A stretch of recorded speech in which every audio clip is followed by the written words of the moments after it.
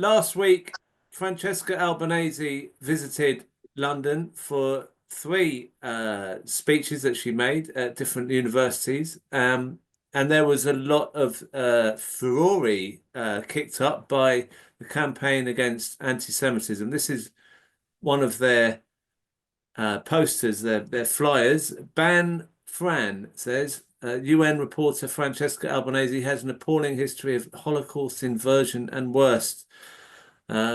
Join us to protest her upcoming lectures. And then it's got 3 dates and times that I think were an hour before each of those lectures. We spoke before she was doing these lectures about the need for people to come and support her. Yeah. So I was just wondering if we could find out what actually happened. And joining us for this discussion, we've got Richard Stapleton. Thank you for joining us, Richard. Yeah, you're welcome, Kristen. Nice to speak to you. And Stephen Kapos as well. Thank you to Stephen. Hello, Crispin. Thank you for inviting me. Yeah. Well, we'll start off because Richard, you were at all three of the lectures, which is you should get a medal for that. Well, unfortunately, I didn't attend the lectures because they were all sold out. But I felt I had to go, as you say, because of these pro-Israeli groups wanting to protest her presence there. I felt I had to go and join any counter demonstrations. Yeah. So I attended all three. And not only did you attend them, but you sent me some clips, which is really helpful. Thank you so much for that. I'm going to play some of the clips now. Go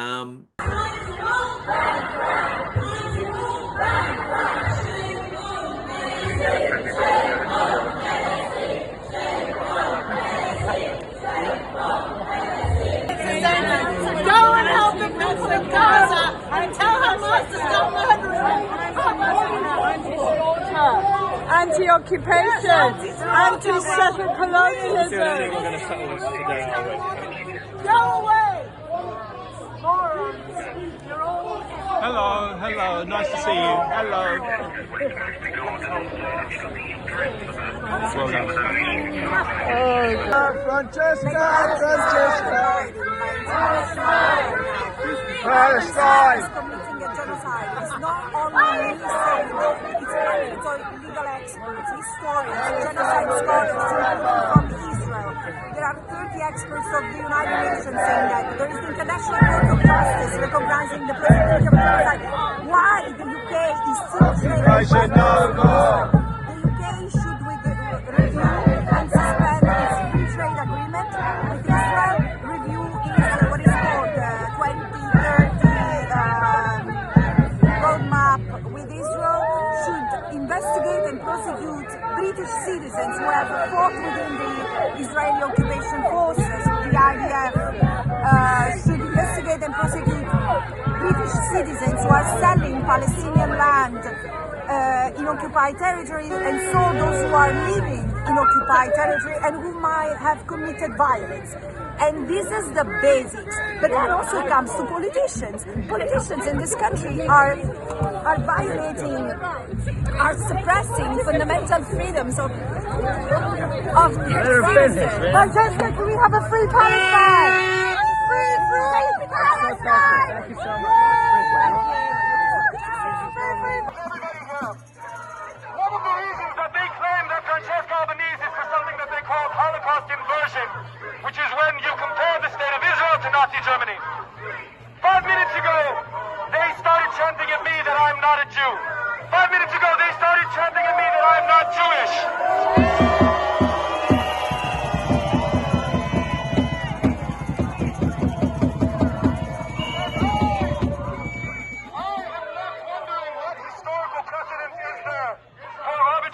Deciding who is and who isn't a Jew.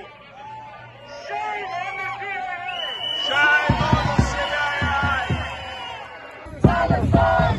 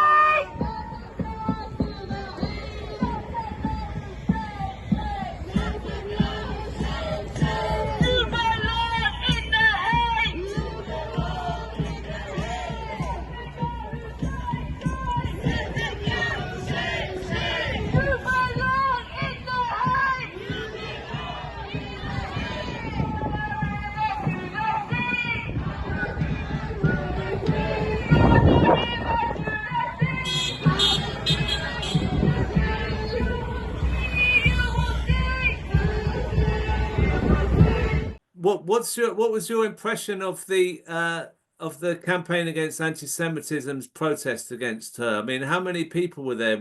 Was there any danger that they could have stopped her? The LSE was the first one. There were probably about 50 or so CAA demonstrators there. So that was never going to stop the lectures going forward. The one at SOAS, that was a bigger set of pro-Israeli demonstrators there, because what happened, as I understand it, and you can see a lot of flags on the other side. There's some Israeli flags, some UK, some Union Jacks as well. Yeah. I believe that Stop the Hate joined in as part of that demo in the afternoon. CAA and Stop the Hate obviously joined at that point, and there were larger numbers. Having said that, I think CAA and were not happy. My understanding is the following day at Queen Mary, that was cancelled by CAA for two reasons. Firstly, they're citing certain Twitter's comments that were supposedly threatening to them.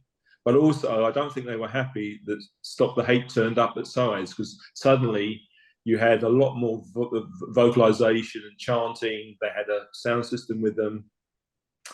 And so I don't think CAA wanted them there, quite frankly. And so they cancelled their formal demo for Queen Mary the following day.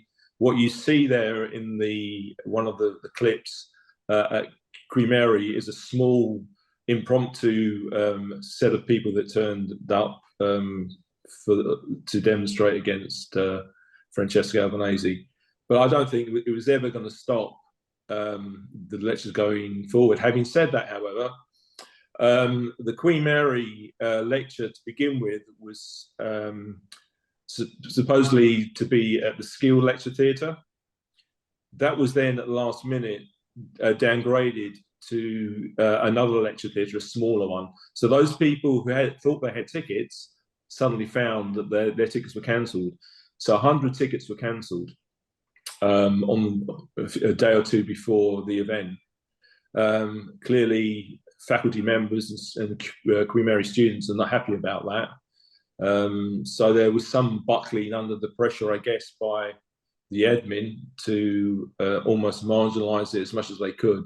And they did that by downsizing the numbers at that session.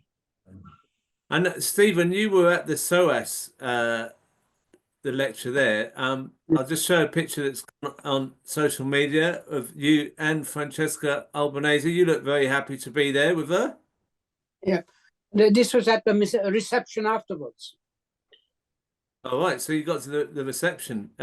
It's quite interesting that I went there with Mark Atkin, who is our organizer of the group of Holocaust survivors and descendants.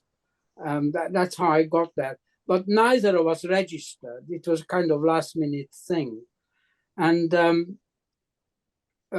we just got in by the skin of our teeth at the very end when there were some spare seats remaining. And not into the main hall, but the overflow place. In fact, not only the main hall was completely sold out, but the overflow place where we went, which is quite large, was also completely full.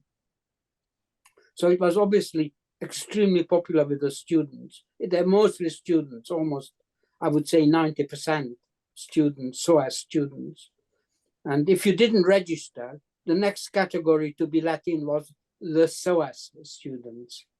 And then at the very end, anybody else interested. And so that's how we just got in. And so can I just ask you, because Richard wasn't inside, but there were fears that lots of pro-Israel people would register and heckle her and stuff. Was there heckling going on in her lecture? No, none at all. I was completely surprised because I expected that, knowing that they were preparing to disrupt her, but there was none. No, not a single. And all of those people that were filling the hall and the overflow, and they were all supportive of her, or listening to her. Absolutely, right. Yes. No, so that must have been really demoralizing for the Gideon fter people. Well, yes, I don't know. They weren't around as far as I could tell from the overflow room. But to our surprise with Mark, both of us were invited into the reception afterwards, which wasn't crowded at all, and that's how I managed to kind of say a few words, have a very brief encounter with Francesca, and to my surprise, there was a small lineup, and when it got to us, she said, "Oh, I know you," and that's probably because the various interviews get into the ether all over the place. So what did you make of what she said? What did you think of her speech? Well, it was brilliant. Of course, I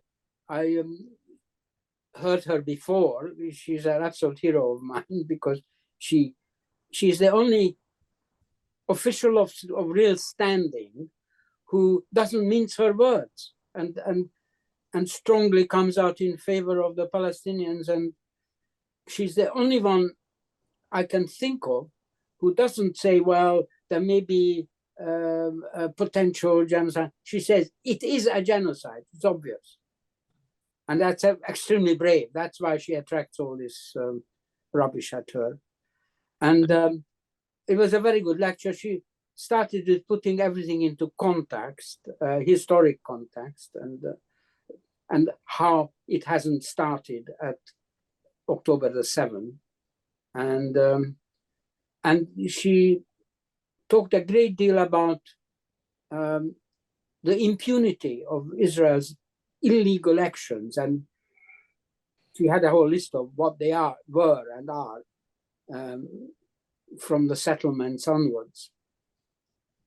And she made the point that this completely undermines international law as such, the rule of law. And she's very strongly in favor of trying to save and reinforce what there is left of it. And she also made a point, which I appreciate very much, that she realizes that the mass media of the Western world, almost all, complicit in suppressing the true story and of what's going on in Gaza and the genocide. And she can speak about it within the UN context, but she's very keen to break out of the UN context and bring it to the more general public, which is amazing from somebody very brave and very risky from somebody in her position. So she's wonderful, I think.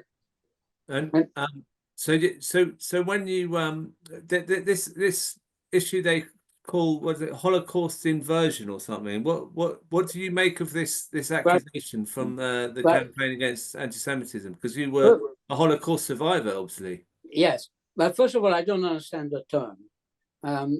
There was a Holocaust, and there is a Holocaust going on now, as far as I'm concerned.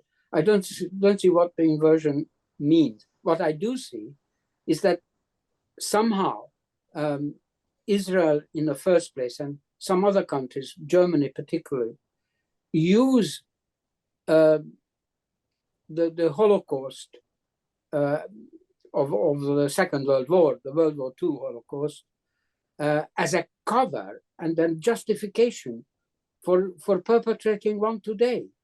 And that's amazing. That's an inversion as far as I'm concerned. I mean, it is just, what shall I say? I almost lost for words. It's disgusting. It's the insult to the memory of the real Holocaust.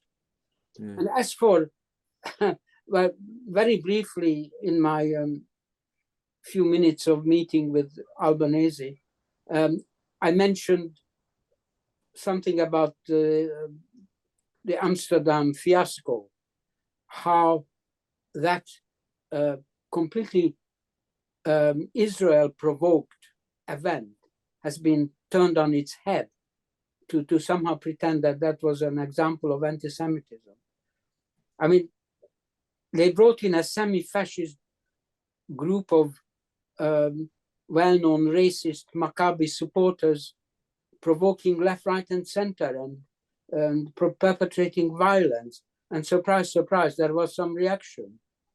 It was not anti-Semitic in origin, quite the contrary. And it was a provocation by the Israelis. Some say, I don't know how true it is, that along with the Maccabi supporters came certain Mossad agents too. I think the whole thing was planned. That's my opinion, that to provoke some kind of violence, which then could be used as again invoking some kind of non-existent pogrom and anti-Semitism as a distraction and cover to what really is going on.